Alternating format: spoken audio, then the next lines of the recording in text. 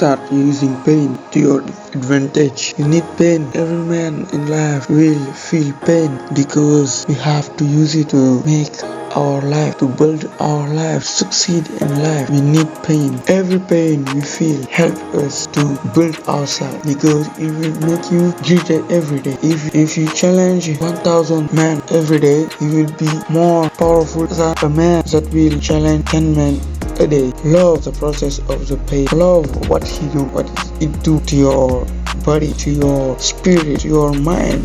It is very painful, but you have to use it. It will not break you, it will not make you. And it's the reverse. If it will not make you, it will not break you. The reward of pain is not in short term but in long term. If you will build your self-confidence like you never know, because you have challenged many discomfort in your life, that when you walk or you meet people that complain to their problem, you will laugh in your mind because you see it. You challenge that every day in your life, and many times you will laugh, and now you will see that every pain you use to your advantage to work hard, build yourself has result. You will know that in your mind.